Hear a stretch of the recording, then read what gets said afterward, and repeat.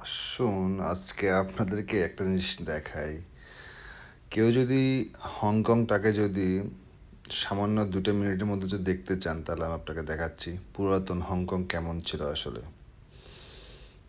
ছোট্ট একটা জায়গার মধ্যে, জায়গাটা হচ্ছে এয়ারপোর্টের ভিতরে, হংকং ইন্টারন্যাশনাল এয়ারপোর্টের ভিতরেই একটা জায়গা। তারা এটা ভাস্কর্যের মতো প্রতিস্থাপন করে রাখছে।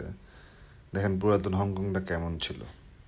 এখানে যে জায়গাটা দেখানো হয়েছে, জায়গাটা হচ্ছে হংকংয়ের কালন সিটির 60 থেকে 70 বছরের আগের হংকংটা কেমন ছিল, কালন সিটিটা কেমন ছিল। কালন সিটি নিয়ে অনেক হিস্ট্রি আছে। তো ছোট্ট করে যেটা ওনারা চেষ্টা করছে, কালন সিটির দোকানগুলা, মেকানিক্যাল দোকানগুলা, সেলুনটা কেমন ছিল। সেলুনটা ঠিক আসলে এরকমই ছিল, ঠিক আছে। এরপর দেখা গেছে একটা বিল্ডিংয়ের এন্ট্রিগুলা কেমন ছিল, পুরাতন বিল্ডিংগুলোর উপরে তার নিচে দেখা গেছে ময়লার ঝুড়িগুলো এভাবে পড়ে থাকতো।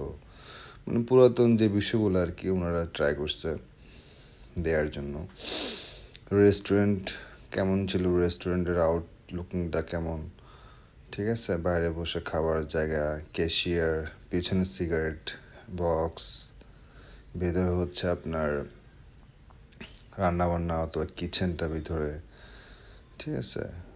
ইভেন উপরে দেখা গেছে বসার জায়গা, পুরাতন টেলিভিশন, ফ্যান। উপরে যে চাইনিজ লেখাটা আছে, চাইনিজ লেখাটা ছিল হচ্ছে কালুন স্যাং সাই, বিষয়টা এমন ছিল।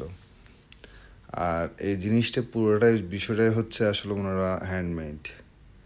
পুরাতন জিনিসগুলোকে ওনারা কীভাবে কালেক্ট করে এই জায়গাতে বসাইছে, বাইরের দেশের টুরিস্টরা আসলে যেন বুঝতে পারে যে হংকংটা আসলে কেমন ছিল আর কি, পুরাতন হংকংটা আসলে মূলত কেমন ছিল।